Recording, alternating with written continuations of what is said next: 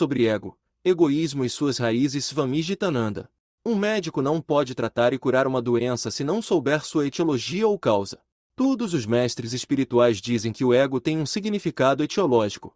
Somente quando estivermos conscientes da sua origem, de como ele surge em nós e se manifesta através de inúmeras formas que nos afligem, podemos ter a esperança de lidar com ele e finalmente conquistá-lo. Não é por acaso que as religiões consideram a conquista do falso eu como sinônimo de conhecimento verdadeiro e realização espiritual. Nesta palestra, vamos abordar a questão do ego, do egoísmo e suas raízes de acordo com a Vedanta e a Yoga. Om Sahana Vavatu Sahano Bhunaktu Sahaviryam Karavavahai Tejasvinavadhitamastu ma vidvishavahai.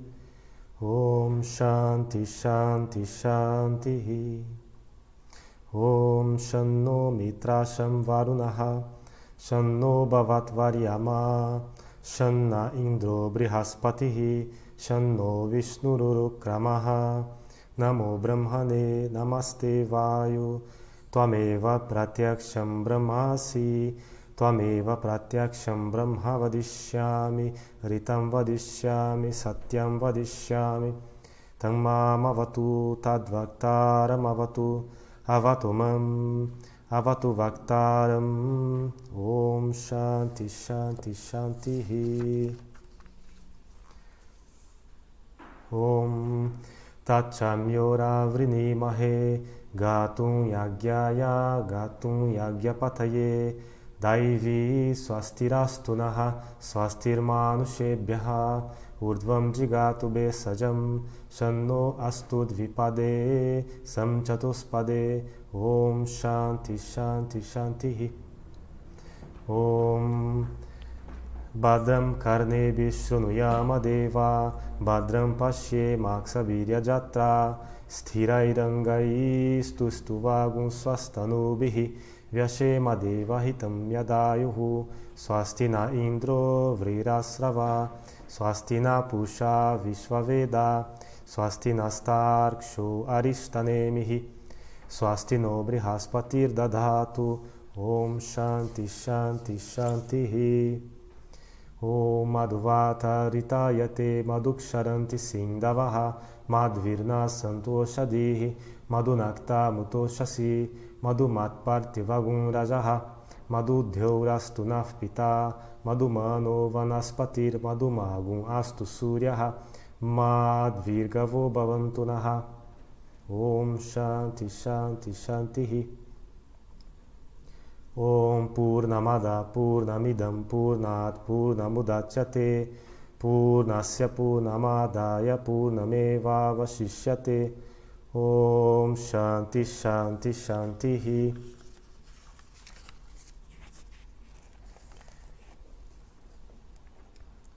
Repetir, contemplar ou ler esses mantras traz energia, paz, liberdade e conhecimento. Eles também purificam o ambiente. Os Shanti Mantras, selecionados dos 4 Vedas, são conhecidos e cantados há milhares de anos para espalhar paz. Om, possa o Ser Supremo nos proteger. Possa Ele nos alimentar. Possamos trabalhar juntos com grande energia. Que nosso estudo seja frutífero, que o amor e a harmonia estejam entre nós. Om, paz, paz, paz. Om, possa a deidade que preside o dia ser-nos propícia. Possa a deidade que preside a noite ser-nos propícia.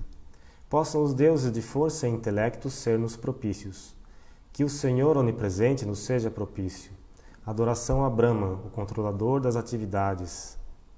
Que Brahma nos proteja. Om, paz, paz, paz. Om, rogamos e adoramos a Suprema Pessoa pelo bem-estar de todos. Possam todas as aflições e deficiências deixar-nos para sempre, de modo que possamos cantar louvores ao Senhor. Possam as ervas medicinais crescerem fortes, de modo que as doenças sejam efetivamente curadas. Possam os deuses derramar sua paz sobre nós. Possam os seres humanos serem felizes. Que todas as outras criaturas sejam felizes. Om, paz, paz, paz. Possamos ouvir com nossos ouvidos aquilo que é auspicioso. Ó vós adoráveis, possamos ver com nossos olhos aquilo que é auspicioso. Possamos cantar louvores a vós e regozijar-nos com corpo e membros fortes a vida concedida pelos deuses. Paz, paz, paz. Possam os ventos trazer-nos felicidade. Possam os rios trazer-nos felicidade. Possam as plantas dar-nos felicidade. Possam os céus dar-nos felicidade. Possam a noite e o dia conceder-nos felicidade. Possa o pó da terra trazer-nos felicidade. Possam as vacas dar-nos felicidade. Possam as árvores dar-nos felicidade. Possa o sol inundar-nos de felicidade. Paz, paz, paz. O ser infinito é o absoluto. Este universo é o absoluto. O absoluto originou-se do absoluto. Nascido do absoluto, ele permanece sem transformação alguma. Eu sou esse absoluto. Paz, paz, paz.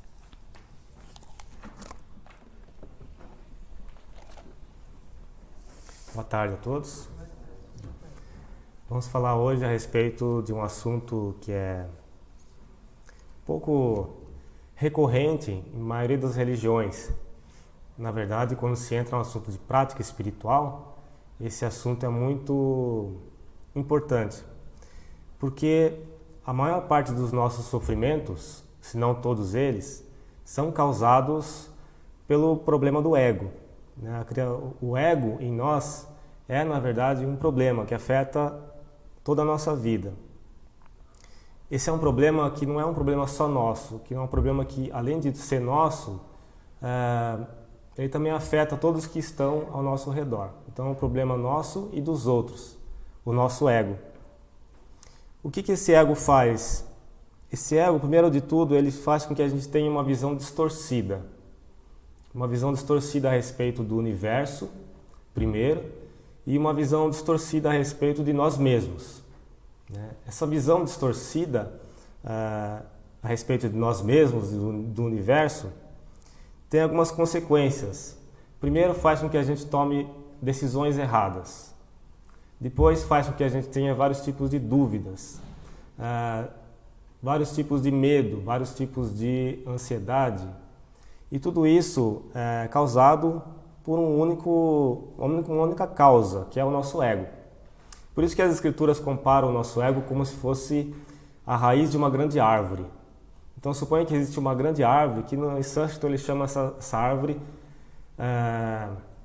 Ashvata, a árvore que é a árvore do samsara, a árvore do mundo.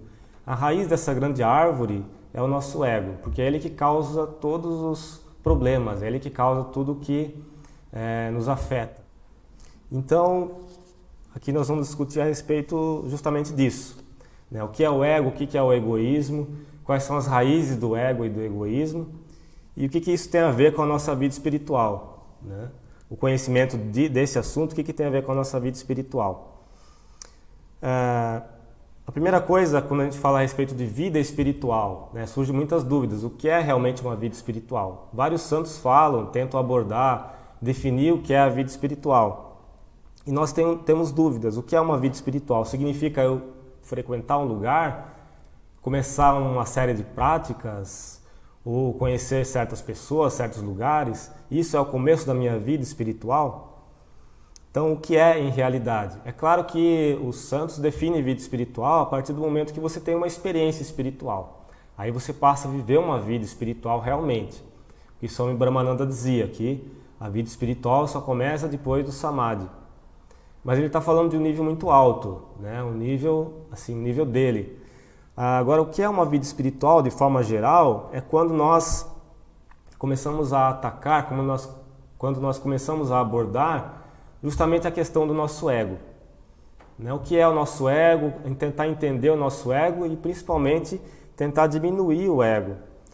Não digo aniquilar, mas tentar diminuir o ego cada vez mais. Isso constitui o começo da nossa vida espiritual.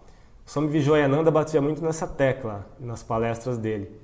Ele falava que o verdadeiro devoto, a verdadeira pessoa espiritual é uma pessoa que realmente é humilde, que realmente tenta diminuir o seu ego.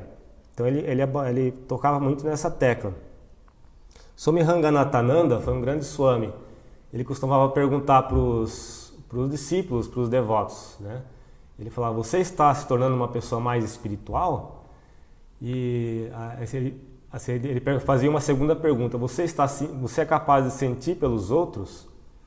Então, para ele, ser uma pessoa espiritual é você ser capaz de sentir pelos outros. Porque ele era uma pessoa naturalmente expansiva, ele sentia pelos outros. Ele sabia que uma pessoa espiritual, naturalmente, começa a sentir mais pelos outros. Até que isso possa alcançar um nível de ser toda a humanidade, né? Mas quando você começa a sentir mais pelos outros, é o momento que você realmente está se tornando uma pessoa espiritual, de acordo com o Swami Ranganatananda. Swami Hitajananda, que foi um Swami que veio para o Brasil algumas vezes, tem vários discípulos aqui no Brasil, já faleceu em 94, se eu não me engano. Ele não costumava prestar atenção, isso está num livro, né? Ele não costumava prestar atenção quando uns devotos falavam que tiveram determinadas visões, ou ver luz, ver isso e aquilo. Ele não costumava prestar atenção e ele dizia que isso não é a medida da vida espiritual. Ele falava que uma pessoa só é realmente espiritualizada quando ele começava a observar o caráter dessa pessoa. Se a pessoa dizia que ela tinha determinada visão, mas se o caráter dela permanecia o mesmo, ele já sabia que alguma coisa estava errada. Então, para ele, a verdadeira mudança espiritual é a mudança do caráter. Quando a pessoa muda o caráter internamente, ela se torna uma pessoa mais humilde, começa a se sentir mais pelos outros, uma pessoa mais inegoísta. Inegoísmo não existe em português, mas eu vou repetir aqui. Ela se torna uma pessoa mais inegoísta, é isso que Hitajananda queria dizer com espiritualidade. Visões místicas e experiências são coisas que podem acontecer para uma pessoa muito, pode acontecer para uma pessoa nada. Ela não tem nenhuma experiência mística, mas aquela que não tem nenhuma experiência mística, ela pode ser uma pessoa mais espiritualizada do que a outra. Assim, a medida da vida espiritual não é o número de experiências místicas. Existia, por exemplo, a Santa Teresa de Ávila, né, no cristianismo, que ela tinha muitas experiências místicas. E ela mesma afirmava que tem pessoas que são místicas por natureza, elas têm experiências místicas, muitas, e outras não, outras têm menos, mas isso não é a medida da vida espiritual. A medida da vida espiritual é o quanto a pessoa evolui internamente em questão de caráter. Quanto mais o caráter da pessoa evolui. Swami Vivekananda dizia que quanto mais ele envelhecia, mais ele queria observar as pequenas ações dos grandes homens. Então os grandes personalidades que as pessoas consideram no mundo, ele queria observar as pequenas ações dessas pessoas, porque é nas pequenas ações que ele ia ver realmente se a pessoa era grande ou não. Então é tudo uma questão, a vida espiritual é mais uma questão de caráter. O São João da Cruz, o São João da Cruz foi um grande santo da Igreja Católica. Ele também dizia, que às vezes monjas, elas costumavam ter visões de Cristo, ou dizer que estavam conversando com Cristo. E elas falavam isso no convento. Então ele aconselhava as prioresas aquelas monjas que tomam conta do convento. Ele aconselhava as prioresas a fazer o teste da humildade, para essas monjas. Quando elas começavam a dizer que elas estavam tendo visões de Jesus e conversando com Jesus, ele aconselhava as monjas a tratarem essa monja com total indiferença, e também ver se ela continuava fazendo as tarefas normais do convento.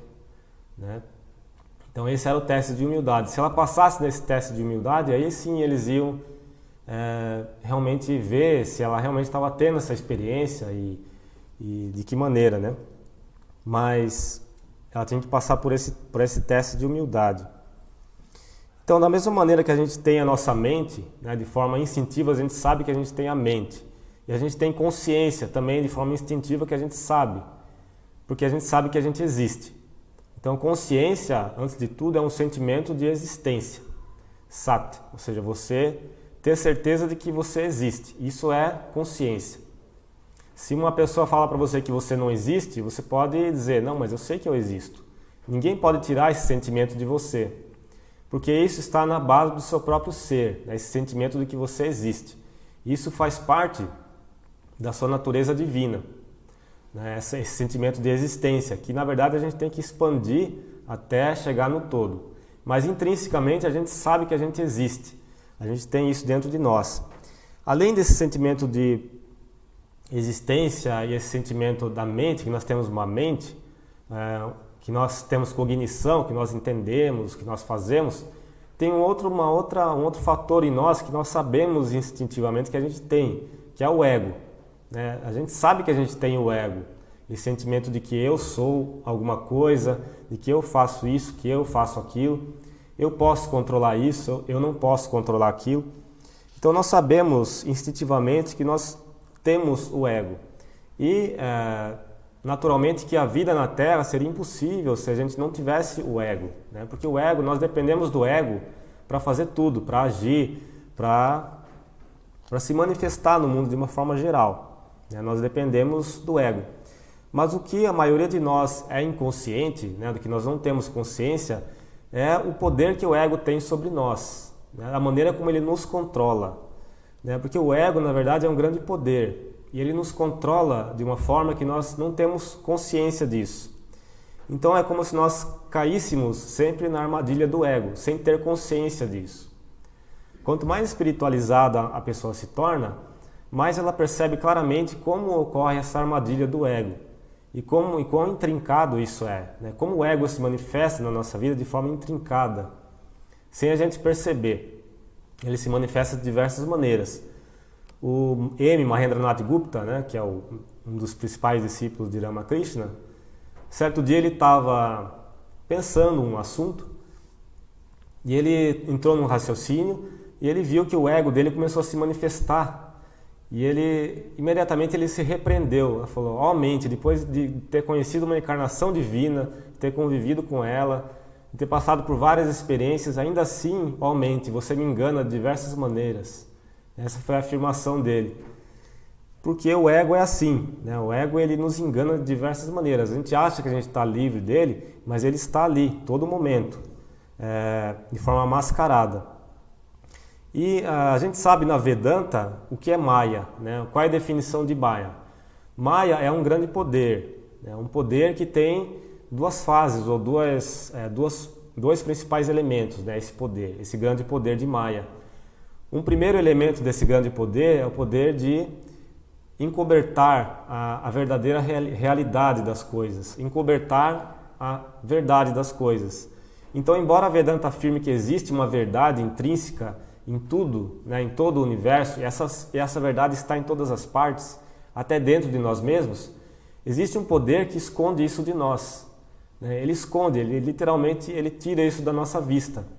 E ele projeta um mundo imenso de manifestação. Então ele tem esses dois poderes, um de encobertar a verdade e o outro de projetar uma infinitude de manifestação. Esse é o poder de Maya. É isso que Shankaracharya define como Maya. Embora a gente possa ver diversas representações de Maya, como Kali, como Durga, que é o poder divino, né, de manifestação, na verdade, assim, filosoficamente, Maya é justamente isso. O que Shankaracharya ele falou no Vivekachudamani, verso 343. O poder de projetar, ajudado pelo poder de encobertar, conecta o ser humano com uma série de ideias egoístas e o distrai através dos atributos dessas ideias. Então isso está no Vivekachudamani, né, que ele fala que através do poder de Maya ele nos conecta com essas ideias de egoísmo, as ideias de eu, né, e isso nos distrai dos verdadeiros atributos, da verdade, né, então isso é Maya. Sri Ramakrishna ele fez uma afirmação muito significativa no Evangelho de Ramakrishna, dizendo que Maya é igual ao ego, né, Maya, esse poder, é igual ao ego do ser encarnado. Ele diz: Maya não é nada mais do que o egoísmo da alma encarnada. Esse egoísmo encobertou tudo, encobriu tudo, como um véu. Então, esse ego ele age em nós como um véu, ele encobre tudo, ele encobre a nossa verdadeira natureza. E à medida que dependendo do nível de capacidade que a gente tem de transcender o ego, ou de superar o ego, ou de diminuir o ego, nós vamos conhecer a verdade. Então, quanto menos a gente tem de ego, mais verdade a gente vai conhecer. Então uma coisa leva a outra, né? Quanto mais diminui o seu ego, mais acesso você tem a uma verdade suprema. Então tudo depende do nível de egoísmo que a gente tem. O grande psicólogo, o Jung, né, um psicólogo suíço, ele não era hindu, ele não era oriental, ele era suíço. Ele falou, né, num livro, que é um livro famoso, Modern Man in Search of a Soul, o homem moderno em busca de uma alma. Ele disse: o psicoterapeuta deve ser capaz de admitir que o ego está doente, pela mesma razão que ele se cortou do todo, e ele perdeu conexão com a humanidade, assim como com o espírito. Então aqui está um psicólogo ocidental falando, né? Um psicólogo suíço falando que a causa das doenças mentais, a causa da doença do ego, é justamente você perder conexão com a humanidade e perder a conexão com o espírito, né? O espírito interno. Então isso é uma dica para todos os aspirantes espirituais, né? Que na verdade a cura para a nossa doença, né? Doenças mentais de vários tipos, na verdade está na cura do egoísmo, né? Você curando cada vez mais esse sentimento de separatividade, né? No Kandana Bhava, que é a música que a gente canta aqui no Arati, tem uma palavra chamada Bhavaroga, que é a doença do mundo. Então, aquele que elimina a doença do mundo, que nada mais é do que o egoísmo. Então, Bhavaroga é o egoísmo. Todos nós sabemos que a humanidade está em busca de felicidade. Não há nada mais que a gente busque aqui a não ser felicidade. O mundo inteiro, em todos os momentos da vida, está buscando nada mais do que isso. Mas essa busca por felicidade, ela é raramente satisfeita enquanto a gente nutrir o ego o tempo todo, né? Porque o ego, ele é a causa do sofrimento. Então a nossa felicidade também depende da nossa diminuição do ego. Não existe felicidade nas coisas finitas, né? Isso está nos Upanishads. A felicidade está apenas naquilo que é infinito. Porque quanto mais você alimenta o ego, mais estreito e mais finito você se torna, né? E isso em si é um bloqueio para a verdadeira felicidade. É impossível você ter verdadeira felicidade quando você tem um sentimento de que você é contraído, que você é finito. Então a verdadeira felicidade depende também da diminuição do ego. A verdadeira paz também depende da diminuição do ego. Shankaracharya, o sábio Shankaracharya, ele costumava fazer uma comparação dizendo que o ego é como se fosse uma serpente de 3 cabeças. Essa serpente de 3 cabeças, ela está em cima da bem-aventurança de Brahma. Ela está cuidando da bem-aventurança de Brahma e não deixa ninguém chegar perto. Essas três cabeças, ele disse que são os 3 gunas, Sattva, Rajas e Tamas. Enquanto você não transcender os 3 gunas, você não vai chegar na bem-aventurança de Brahma. Isso está no Vivekachudamani também, né? Ele comparou o ego a essa serpente. O Vivekachudamani é um livro muito profundo, né? Todos vocês que tiverem oportunidade de ler, é a joia suprema do discernimento de Sri Shankaracharya. Ele repetidamente ele fala sobre essa questão do ego, do Atman, e ele nos exorta continuamente a transcender o ego, a buscar o Atman, a afirmar para nós mesmos que nós somos o Atman. Então a temática do livro todo é essa: retirar a nossa ilusão e trazer o verdadeiro conhecimento de que nós somos o Atman. É claro, isso é o caminho da Advaita, né? Da Advaita Vedanta. Agora, quais são as causas do ego? Quais são as raízes do ego? Como nós falamos na sinopse da palestra, um médico não pode curar uma doença a menos que ele saiba as causas da doença, né? Porque senão ele vai estar andando no escuro, ele não sabe as causas, como é que ele vai curar a doença. Da mesma maneira, nós temos que tentar conhecer as causas do ego. Existe uma causa para o nosso ego. para o nosso egoísmo. Obrigado.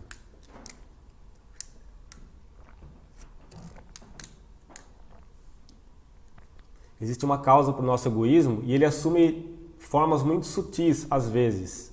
Então nós temos que conhecer essas causas. Uma escritura, o Mundaka Upanishad, ele dá uma imagem muito bonita da diferença entre o Jivatma e o Paramatma. O Jivatma é o ser individual e o Paramatma é o ser supremo, né? O ser supremo Brahma. Diz que existem dois pássaros de plumagem muito bonita que estão pousados na mesma árvore, né? Um está no topo da árvore, né? E ele somente olha e contempla e está plenamente satisfeito. O outro pássaro, ele fica o tempo todo pulando de galho em galho e comendo os frutos da árvore. Uma hora ele come um fruto amargo e ele lamenta, outra hora ele come um fruto doce, ele ri e ele fica assim, pulando de galho em galho e comendo os frutos da árvore, doces e amargos. Em determinado momento ele olha para cima e ele vê um outro pássaro ali, igual a ele mesmo, né? Mas ele logo se esquece daquele pássaro e ele começa a comer os frutos da árvore. Até que ele começa a subir essa árvore cada vez mais, né? Cada vez que ele come um fruto amargo, ele sobe mais um galho. Até o momento que ele chega a perceber que aquele pássaro que está lá em cima é ele mesmo, né? É ele mesmo que, por falsa identificação, ele ficou ali comendo os frutos da árvore, mas na verdade era ele mesmo que estava lá em cima. Então Shankaracharya, fazendo um comentário sobre um desses versos, né, que está no Upanishads, ele diz sobre a origem, como que o ego se prolifera, né? Sob o peso da ignorância, do desejo, da ação e do anseio pelos frutos da ação, o Jivatman ele mergulha, ele afunda, por assim dizer, no oceano do mundo. Ele se convence, sem sombra de dúvidas, de que o corpo é o Atman e considera a si mesmo como filho de tal pessoa, ou neto de tal pessoa, ou desse ou daquele homem. Ele pensa, além disso, que ele é gordo, magro, forte ou fraco. Que ele pensa que ele tem boas qualidades ou más qualidades. E se torna uma vítima de prazer e dor. E ele se convence de que não há nada mais do que esse universo tangível. Assim, ele se torna vítima também do ciclo de nascimentos e mortes, do samsara, ou da existência relativa, e se comporta da mesma maneira como se ele tivesse unido com os amigos ou separado deles. Isso um comentário de Shankaracharya, né, a respeito de como o ego se manifesta. Então nós vemos aqui que a causa número 1 da manifestação do ego, do surgimento do ego, como Shankaracharya mesmo disse, é uma identificação errônea, né, do ser interno que nós temos, do Atman, com o corpo. Então essa é a primeira causa do surgimento do ego, a identificação errônea com o corpo. Nós nos identificarmos que nós somos apenas o corpo.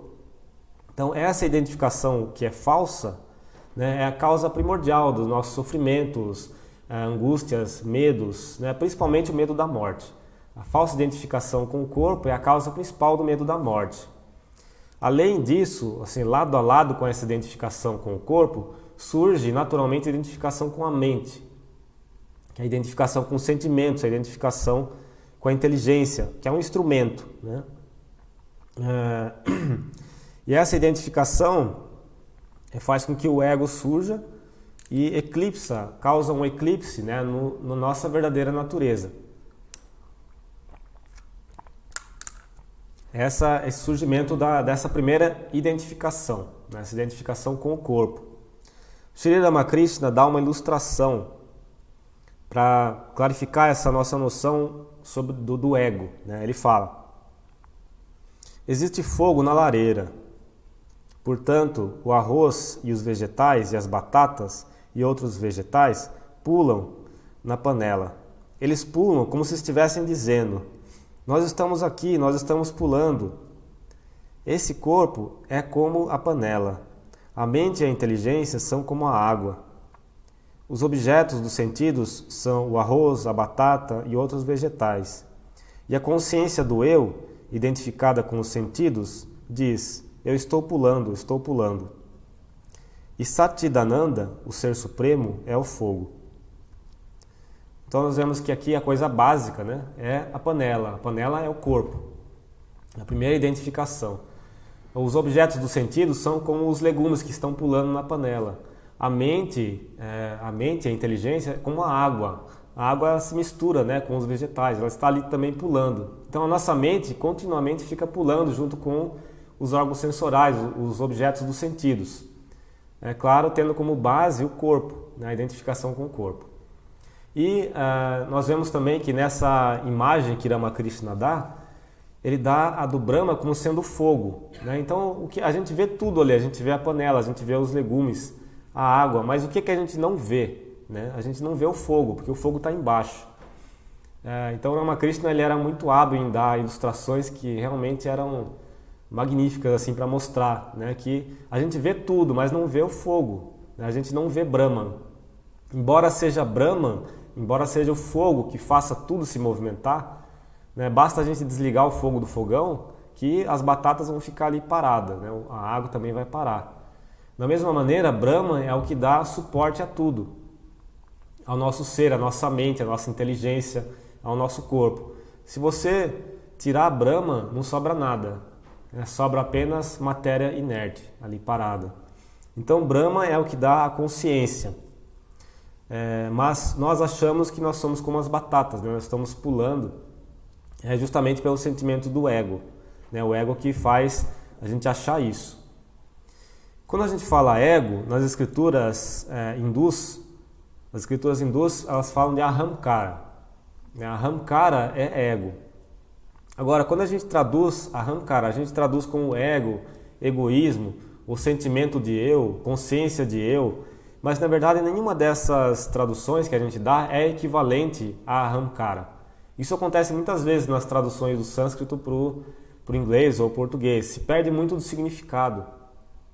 E essa palavra ahamkara, ela tem uma conotação muito mais ampla. Então, assim, a definição de ahamkara, de acordo com a filosofia hindu, é um princípio básico de individuação que dá nascimento a um sentimento de eu, né? E, juntamente, um sentimento concomitante de separação da realidade de Deus e outros indivíduos e, como consequência, o que se segue são os outros desenvolvimentos no nível psicológico e físico. Então isso que é a ahamkara, né? É um princípio básico de individuação que dá surgimento a um sentimento de eu e de separação de Deus. É um sentimento de que eu estou separado de Deus e do todo. Isso é a ahamkara, isso é o que é o ego, né? Isso é o que Shankaracharya também explica no Bhagavad Gita, no capítulo 7. Ele fala que certamente nós vemos neste mundo que o egoísmo é a semente de toda a atividade. E o Vivekachudamani fala que é a primeira modificação da ignorância. Por que ele fala isso? Porque, de acordo com a cosmologia da Vedanta, existe toda uma fase, né, assim, de como ocorre a evolução. Tudo surge primeiramente do princípio da ignorância, da nesciência que eles chamam, né? E a partir disso começa a se modificar de diversas maneiras. Então a primeira modificação desse princípio da nesciência, da ignorância, é o ego. Então é o surgimento do ego que dá surgimento a tudo, né? A todas as modificações. Agora vamos para uma outra fase, uma outra discussão, que nós já falamos a respeito um pouco sobre as raízes do ego, né? E quais são as definições básicas do ego de acordo com a filosofia hindu, de acordo com o hinduísmo, de acordo com a filosofia oriental. Agora nós vamos falar um pouco sobre como conquistar o ego. De acordo com as práticas principais do hinduísmo, né, das religiões, como conquistar o ego. Nós já vimos que o ego tem uma raiz profunda em nós. Não é uma raiz simples, é uma raiz profunda em nós. E tudo aquilo que a gente fala, faz, quando a gente caminha, quando a gente trabalha, o ego está ali, muito presente, em todos os momentos. É como se fosse uma música de fundo, né? E que está conosco em toda a nossa vida. Então, tudo que a gente está fazendo tem uma música de fundo ali. Essa música de fundo é o nosso ego. Ele está continuamente, em todos os momentos da vida, essa música. E a gente não pode escapar dessa música, nem mesmo na hora que a gente está dormindo. Nem nos momentos de sono a gente escapa do ego. O ego está ali continuamente presente. Então existe uma luta contínua, prolongada, né, para eliminar, para diminuir o ego. E cada momento da vida, o aspirante espiritual, ele tem uma guerra, praticamente uma guerra com o seu próprio ego, né? Esse sentimento de ego, de egoísmo, tem que diminuir. Existem maneiras reconhecidas, né, espirituais, para você lidar com o ego, né, que os mestres espirituais falam e que são reconhecidas porque os sábios falaram e são de muito efeito, né, para a nossa vida. Assim, a primeira delas, que eu vou falar, é que Ramakrishna, nós vamos entender um pouco, depois a gente lê essa imagem que Ramakrishna dá. Ele fala, assim como você descasca uma cebola, você vai ver que ela tem apenas casca. Você não vai encontrar nada dentro dela. Assim, isso é verdade. Se a gente começar a descascar a cebola, assim, camada após camada, buscando alguma coisa dentro dela, finalmente a gente vai chegar em nada. A gente vai tirar todas as cascas e vai acabar a cebola. Da mesma maneira, Ramakrishna diz, da mesma maneira é a análise do ego. Vai ser encontrado que não existe nenhuma entidade real que você pode chamar de eu. Tal é a análise do ego. Essa análise do ego convence você de que a substância última, a substância final é apenas Deus. Então esse é um método chamado Net-Net, da Jnana Yoga, o método da negação. Ou seja, você vai descascando, né, a cebola, você vai tirando tudo aquilo que você não é, até você chegar a uma experiência, a um conhecimento daquilo que você é. Não é um método que vai levar você a algum lugar, mas é um método que vai livrar você daquilo que você não é. Então é através do discernimento. É a mesma coisa que você descascar uma cebola.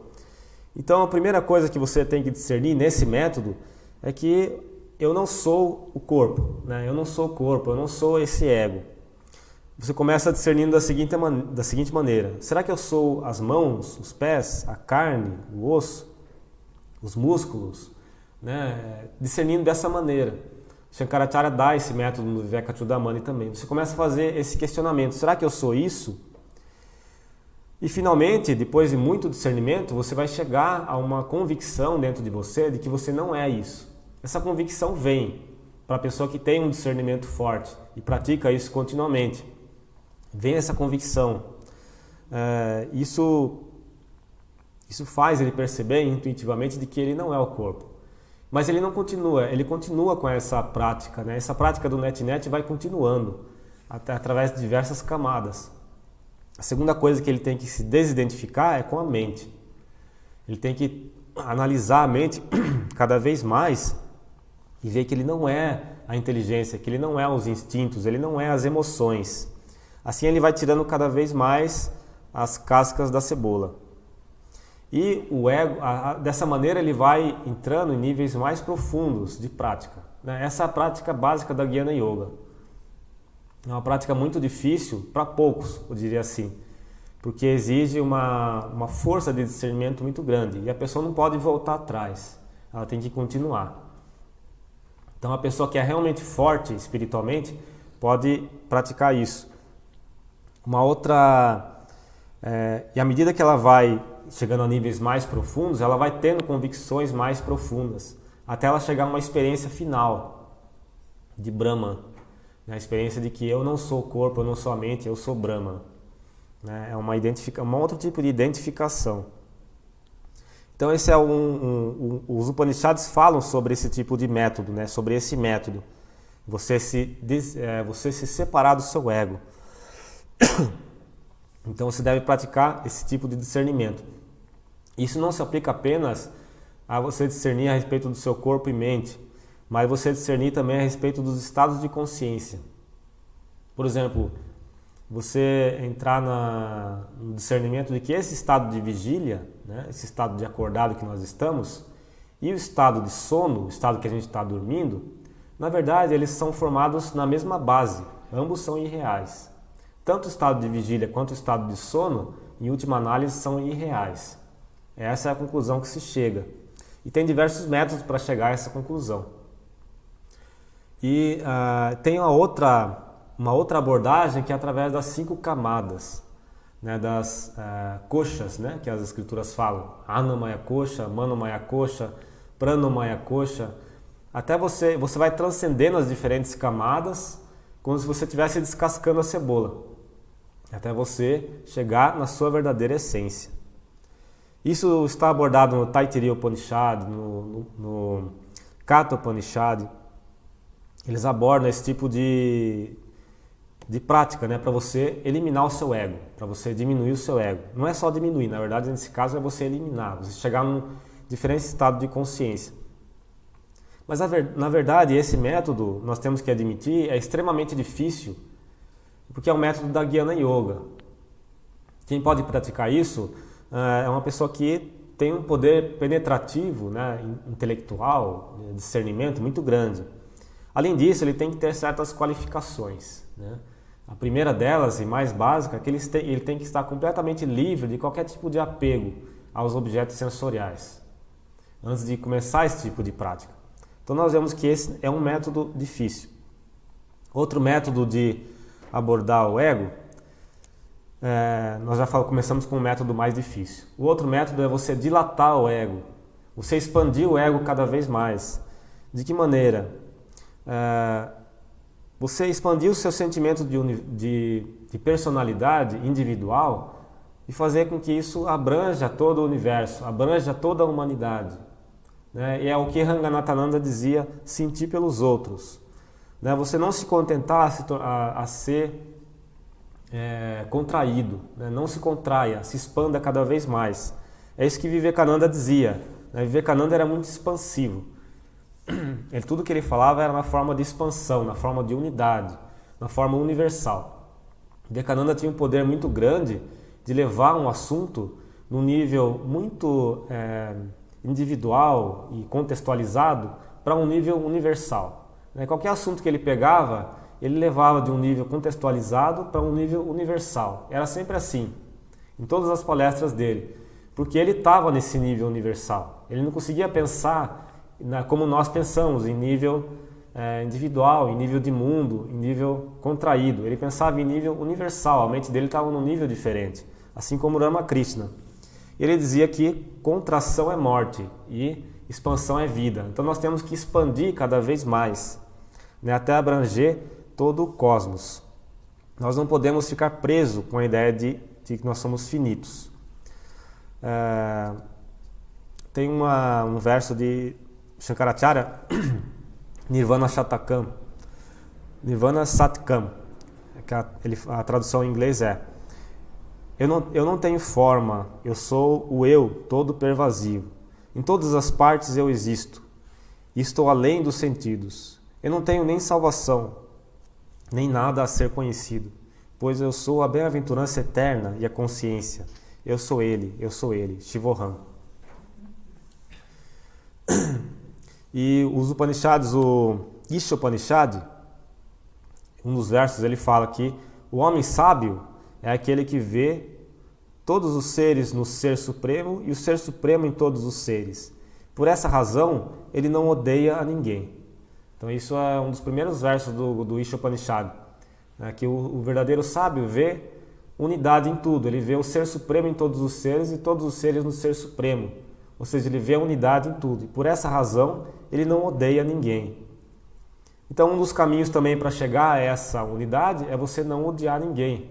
Não ver faltas nos outros, né? Como a Santa Mãe mesmo dizia. Essa é uma maneira de você expandir a sua mente. Você não ver faltas nos outros. Santa Mãe dizia: meu filho, não veja faltas nos outros. Se você quer paz mental, não veja faltas nos outros. Veja, ao invés disso, as suas próprias faltas. Veja o mundo inteiro como o seu. Santa Mãe era uma grande sábia. O que ela queria, ela estava falando sobre essa perspectiva dos Upanishads. Quando você odeia alguém ou você vê faltas dos outros, imediatamente você se separa do todo. Imediatamente você se corta, né, dessa fonte. Então, para você se livrar da ilusão, do sofrimento, das amarras, um dos primeiros passos é você deixar de ver faltas nos outros. Muitas coisas, na verdade todas as vezes que nós vemos faltas nos outros ou temos sentimentos negativos com os outros, muitas vezes são truques da nossa própria mente. Aquilo que está, na verdade, na outra pessoa foi criado por nós mesmos. Por isso, Swami Ashokananda falava, quando você vê faltas em uma pessoa, a primeira coisa que você tem que fazer é analisar você mesmo. Analise a você mesmo, porque, na verdade, o problema está em você. Ele era enfático nisso.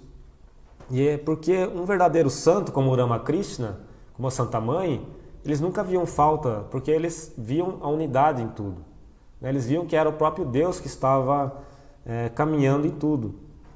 Então essa questão de ódio, de ilusão, de sofrimento, de preocupações desnecessárias, são coisas causadas pelo nosso ego, pelo pequeno ego. Nós temos que transcender isso, que os Upanishads falam, né? Ver o nosso ser em todos os seres e todos os seres em nosso ser. O outro método para superar o ego é o método da transformação. O primeiro método, que é o método mais difícil, é o método vamos dizer, o método da imersão, quando você completamente, o seu ego é completamente aniquilado, você se vê em uma outra consciência, né? O outro método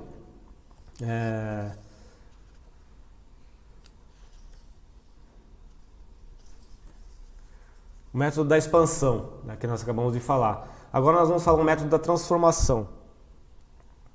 Ou seja, muitas vezes nós temos essa questão do ego e nós tentamos eliminar, nós tentamos trabalhar, mas nós falhamos diversas vezes, porque ele vem. Nós tentamos eliminar, mas ele vem de novo. Então ele segue retornando de diversas maneiras. Como o Ramakrishna dizia, né, que é como uma árvore que você corta a árvore até a raiz, no dia seguinte você vai ver, ela já está nascendo de novo, ela já está crescendo. Dessa maneira o ego a gente acha que a gente está se tornando uma pessoa mais inegoísta, quando a gente vai ver, o ego começa a surgir de novo, de diversas outras maneiras, né? Então, o Ramakrishna dava uma outra definição, uma outra maneira de abordar essa questão do ego. Ele falava que o ego, existem dois tipos de ego, o ego imaturo e o ego maduro. O que nós temos que fazer é transformar o nosso ego imaturo em ego maduro. O que é o ego imaturo, de acordo com o Ramakrishna? O ego imaturo é aquele que é nutrido pelas circunstâncias mundanas. Isso o Ramakrishna falando. O ego imaturo é aquele nutrido ou causado pelas circunstâncias mundanas de riqueza, beleza, escolaridade, inteligência, celebridade, etc. Esse é o ego malvado ou ego imaturo. É muito difícil discernir e exterminar esse ego malvado, porque ele está imerso em nós. E Ramakrishna continua: se esse eu deve permanecer, então que esse rascal, né, que ele fala, que esse ego malandro, né, que esse ego malandro permaneça como servo.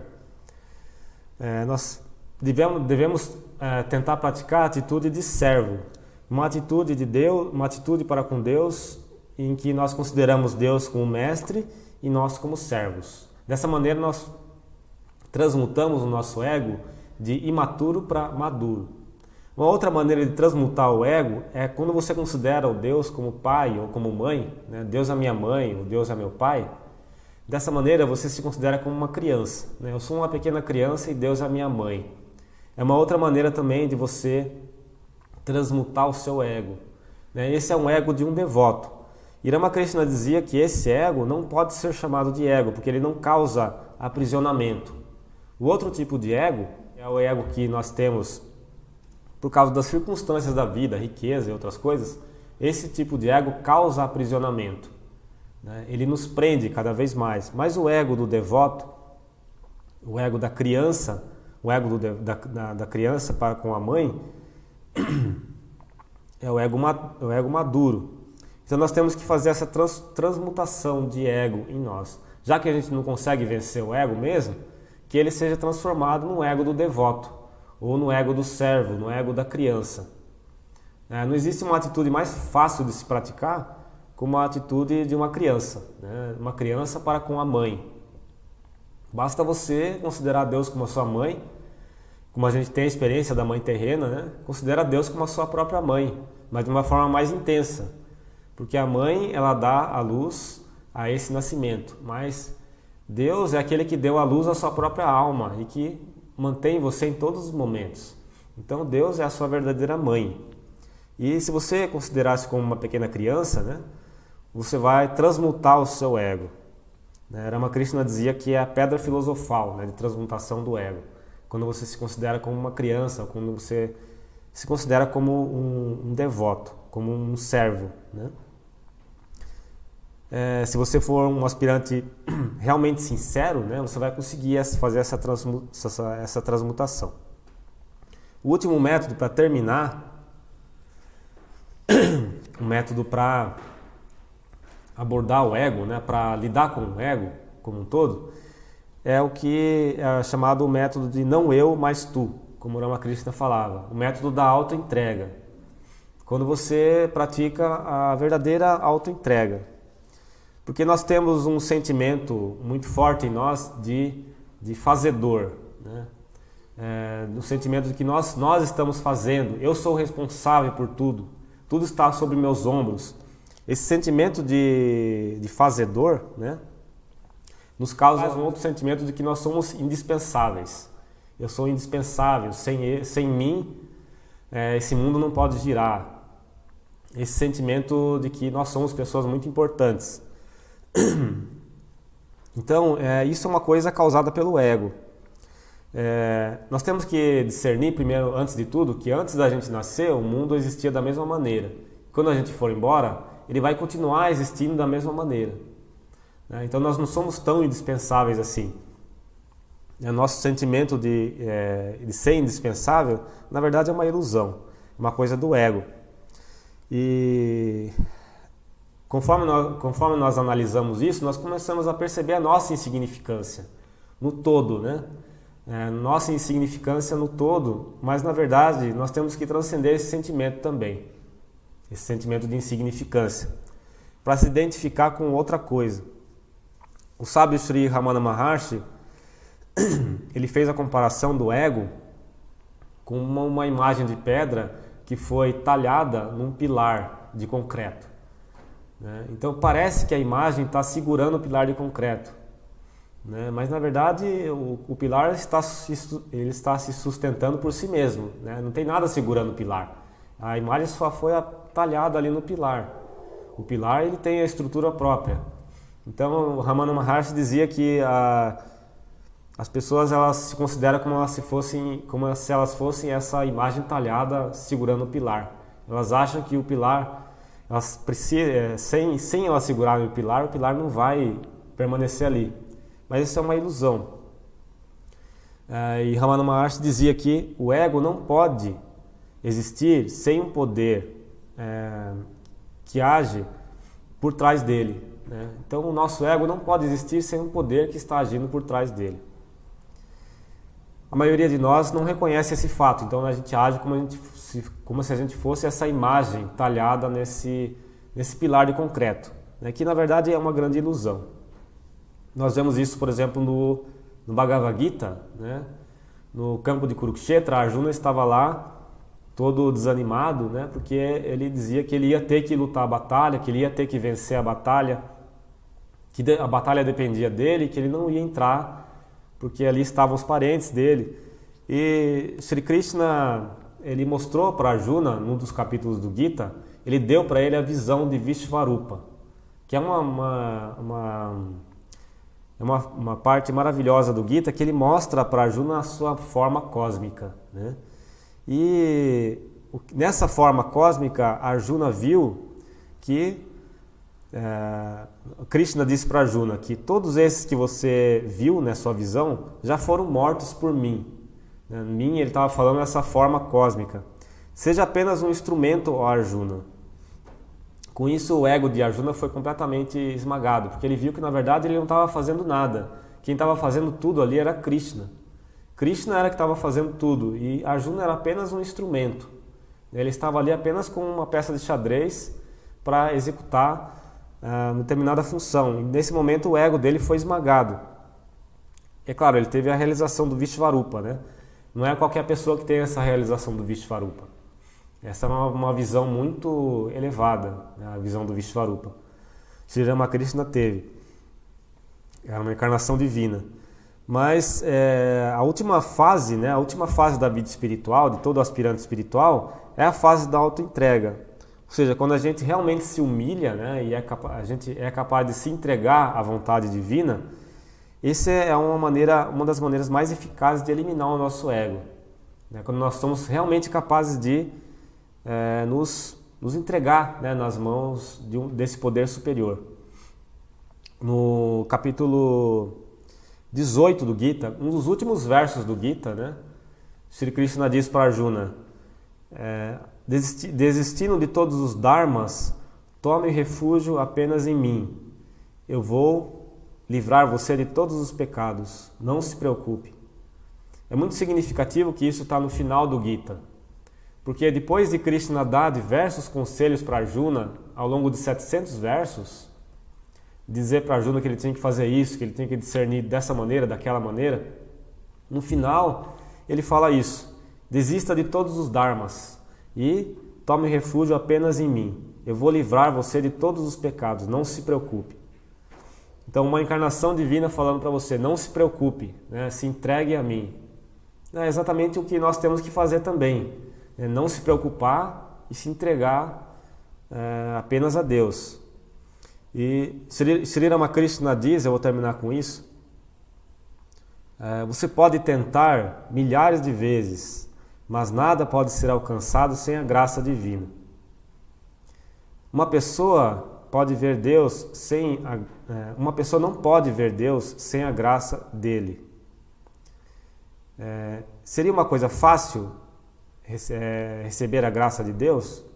A pessoa deve renunciar ao egoísmo. Somente uma pessoa não pode ver Deus enquanto ela sentir que eu sou o fazedor. Ela tem que se entregar.